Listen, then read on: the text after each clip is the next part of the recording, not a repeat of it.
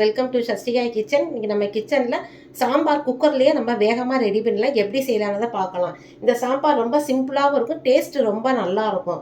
அதுக்கு வந்து நம்ம துவரம் பருப்பு எடுத்துருக்குறோம். துவரம் பருப்பு எடுத்து ஒரு 10 நிமிஷம் நல்லா ஊற வச்சுருவோம். ஊற வச்சதுக்கப்புறம் செஞ்சோம்னா சாம்பார் ரொம்ப டேஸ்ட்டாகவும் இருக்கும்.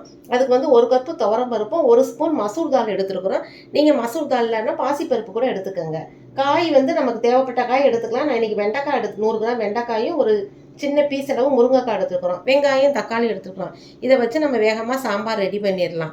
இந்த சாம்பார் கூட்டு பொரியல் வறுவல் எல்லாத்துக்குமே டேஸ்ட் ரொம்ப நல்லாயிருக்கும். இப்போ இதை எப்படி செய்யலாங்கிறத பார்க்கலாம். இப்போ நம்ம பருப்பு வந்து இதில் வந்து நம்ம 1 கப்பு எடுத்துக்கிறோம். அதுக்கு வந்து 2 கப்பு தண்ணி சேர்த்துக்குருவோம். 2-2.5 கப்பு கூட தண்ணி சேர்த்துக்குருவோம். குக்கர்லேயே ரொம்ப வேகமாக ரெடி பண்ணிடலாம். 2 கப்பு தண்ணி சேர்த்துருவோம். நம்ம ஏற்கனவே பருப்பு நல்லா கழுவி ஊற வச்சுருக்குறோம். உங்களுக்கு நல்லா 2-3 தடவை கழுவிடுங்க. கழுவுன பருப்பையும் இதில் சேர்த்துடலாம். இப்போ நம்ம பருப்பு சேர்த்துட்டோம். பருப்புலேயும் மஞ்சள் தூள் ஒரு 1/2 ஸ்பூன் சேர்த்துருக்கோம். ஏற்கனவே நம்ம சஷ்டிகா கிச்சனில் எப்படி செய்கிறதுங்கிறத போட்டிருக்கோம். அந்த மஞ்சள் தூள் ஒரு 1/2 ஸ்பூன் சேர்த்துக்கிடுவோம். சீரகம் ஒரு ஸ்பூன் சேர்த்துக்கிடுவோம். சீரகம் சேர்க்கும்போது சாம்பார் ரொம்ப டேஸ்ட் ரொம்ப நல்லாயிருக்கும். பூண்டு ஒரு 4-5 பூண்டு சேர்த்துக்கோங்க. பெருங்காயம் ஒரு பிஞ்சு சேர்த்துக்கிடுவோம். எண்ணெய் நல்லெண்ணெய் 1 ஸ்பூன் சேர்த்துக்கிடுவோம். சேர்த்து அப்படியே நம்ம குக்கரை மூடி வச்சிடலாம். இப்போ மூடி வச்சு ஒரு விசில் வச்சு ஆஃப் பண்ணிடுவோம். பருப்பு நல்லா வெந்துடும். வெந்ததுக்கப்புறம் நம்ம சாம்பார் தாளிக்கலாம்.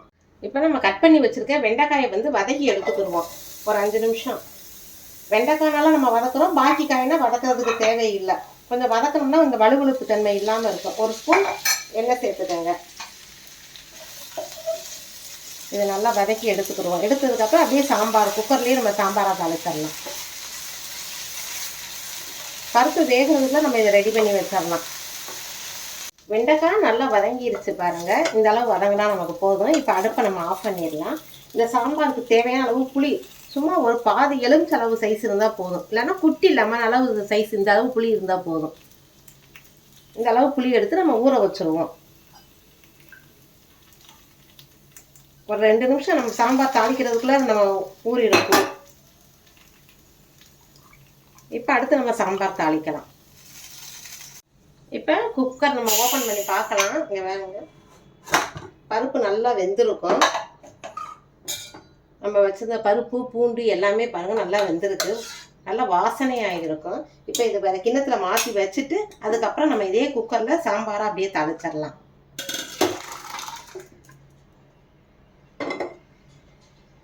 இப்போ நம்ம குக்கரில் அடுப்பை திருப்பி குக்கரை வச்சிடலாம். நம்ம ஏற்கனவே கட் பண்ணி வச்சுருக்கிறோம். முருங்கைக்காய் சின்ன பீஸ் முருங்கைக்காய் எடுத்துருக்குறோம். முருங்கைக்காய், வெங்காயம், தக்காளி பழம் ஒரு பெரிய வெங்காயம் எடுத்துக்கிறோம். சின்ன வெங்காயம் ஒரு 10 வெங்காயம் போட்டுக்கிறோம். அந்த பெரிய வெங்காயம் போடும்போது சாம்பார் டேஸ்ட் ரொம்ப நல்லாயிருக்கும்.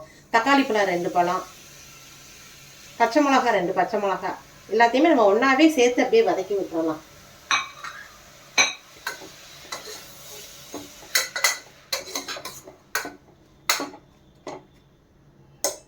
வெங்காயம், தக்காளி, முருங்கைக்காய் இது எல்லாமே வதக்கும் போதே நம்ம மிளகா பொடி, இந்த சாம்பார் பொடி நம்ம வீட்டில் அரைச்சக்கூடிய குழம்பு மிளகா பொடி தான் சேர்க்குறோம். அந்த பொடி சேர்த்துக்கிறோம். சும்மா 1 ஸ்பூன் சேர்த்தாவே போதும்.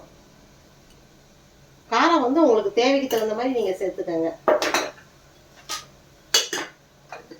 மஞ்சள் தூள் ஒரு 1/4 ஸ்பூன் சேர்த்துக்கிடுவோம். உப்பு இந்த சாம்பாருக்கு தேவையான அளவு உப்பையும் நம்ம இப்படியே சேர்த்துடலாம். சேர்த்து இதை திருப்பி நம்ம மூடி வச்சு ஒரு விசில் விட்டுறலாம். இந்த வெங்காயம் தக்காளி இதெல்லாம் நல்லா சேர்ந்து வெந்து வந்து சாம்பார் டேஸ்ட் ரொம்ப நல்லா இருக்கும். நம்ம வேக வச்சிருந்த பருப்பு தண்ணியவே நம்ம சேர்த்துடலாம். பருப்பு வந்து கடைசியில் சேர்க்கலாம்.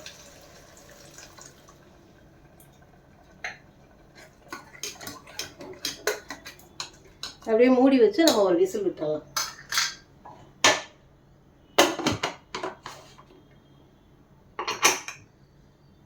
இப்போ நம்ம குக்கரை ஓப்பன் பண்ணி பார்க்கலாம். நல்லா வெந்திருக்கும் பாருங்கள். வெங்காயம் தக்காளி முருங்கைக்காய் எல்லாமே பாருங்கள் நல்லா வெந்திருக்குது. இப்போ நம்ம அடுப்பை பற்ற வச்சு திருப்பி நம்ம ஏற்கனவே வதக்கி வச்சுருந்த வெண்டைக்காய் இப்போ சேர்ப்போம். உடனே சேர்த்தோம்னா வெண்டைக்காய் கரைஞ்சிடும். நல்லா வதக்கிட்டோம். நம்ம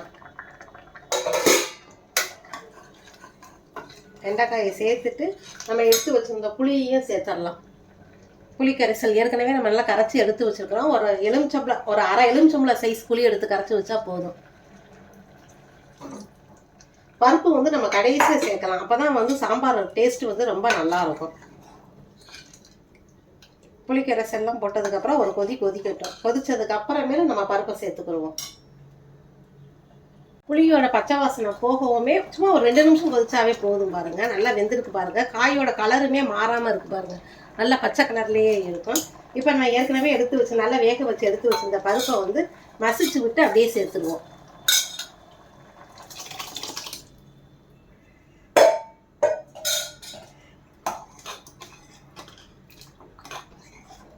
இது சாம்பார் கொதிக்கும் போதே இதுக்கு ஒரு நம்ம தாளிப்பு கொடுத்துடலாம். இப்போ நம்ம சாம்பாரை தாளிச்சிடலாம். சாம்பாருக்கு வந்து ஒரு ஸ்பூன் நாட்டு சக்கரை கலர் எண்ணெய் தான் சேர்த்துருக்குறோம். ஒரு ஸ்பூன் எண்ணெய் சேர்த்துக்கிடுவோம். ஒரு ஸ்பூன் நெய் சேர்த்துக்கிடுவோம். நெய் சேர்க்கும்போது சாம்பார் வந்து டேஸ்ட் வந்து ரொம்ப நல்லாயிருக்கும். சேர்த்து தாளிச்சிடுவோம். கடுகு ஒரு அரை டீஸ்பூனு, சீரகம் ஒரு அரை டீஸ்பூன் சேர்த்துருவோம். வெந்தயம் ஒரு அரை டீஸ்பூன் சேர்த்துருவோம். நல்லா பொரிஞ்சதுக்கப்புறம் அப்படியே தாளிச்சு கொட்டிடுவோம். வெந்தயம் ஒரு 1/4 டீஸ்பூன் சேர்த்தா போதும்.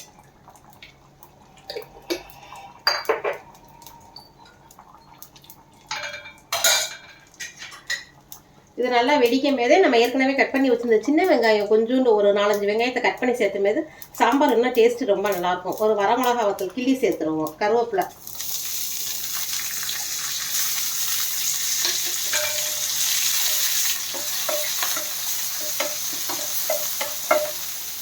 பெருங்காயம் ஒரு ஸ்பூன், ஒரு சிட்டிகை சேர்த்துக்கிடுவோம். சேர்த்தோம்னா நல்லா வாசனை நல்லா ஜம்முன்னு இருக்கும். இப்போ நம்ம இப்போ தாளிச்சதை அப்படியே நம்ம சாம்பாரில் சேர்த்துடலாம்.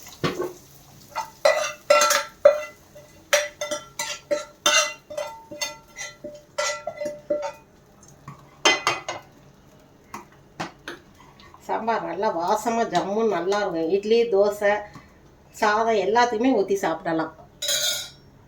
சாம்பார் நல்லா தளதளன்னு கொதிக்குது. உங்களுக்கு கொதிக்கவே நம்ம அடுப்பை ஆஃப் பண்ணிடலாம். ஆஃப் பண்ணி வேறு கிணத்துல மாற்றி வச்சிடலாம். கிணத்துக்கு மாற்றும் போது மல்லித்தலை தூவி விட்டு இப்போ நம்ம தூவி விட்டு இறக்கி ஊற்றி வைக்கும்போது சாம்பார் வந்து டேஸ்ட்டு வந்து ரொம்ப நல்லா இருக்கும். ஒரு அரை டீஸ்பூன் வந்து நாடு சக்கரை சேர்த்துக்கோங்க. சேர்க்கும் போது சாம்பார் இன்னும் டேஸ்ட்டு வந்து கூடுதலாக கிடைக்கும். நெய் இப்போ ஒரு அரை ஸ்பூன் சேர்த்துக்கிடுவோம். சாம்பார் நல்லா ஜம்முன்னு நல்லா வாசனையாக இருக்கும். இப்போ கிணத்துல ஊற்றி அப்படியே நம்ம மூடி வச்சிடலாம். இதில் ஒரு 5-6 பேர் சாப்பிடலாம் நம்ம சாம்பார்.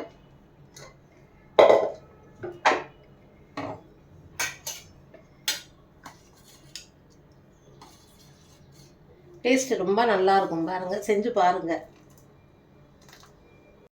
சாம்பார் இந்த மாதிரி பண்ணி பாருங்க. டேஸ்ட் ரொம்ப நல்லா இருக்கும். பாருங்க, நம்ம போட்டிருந்த காயெல்லாம் பாருங்க நல்லா உடையாமல் நல்லா அப்படியே இருக்குது. முருங்கைக்காய் கலரும் மாறாமல் இருக்குது. டேஸ்ட்டு ரொம்ப நல்லாயிருக்கும். இந்த சாம்பார் ஒரு 5-6 பேர் கூட நம்ம சாப்பிடலாம். உங்கள் கருத்துக்களை கமெண்ட் பாக்ஸில் தெரியப்படுத்துங்க. உங்களுக்கு இந்த வீடியோ பிடிச்சிருந்ததுன்னா சஷ்டியா கிச்சனுக்கு லைக் பண்ணுங்கள், ஷேர் பண்ணுங்கள், சப்ஸ்கிரைப் பண்ணுங்கள். Okay, by.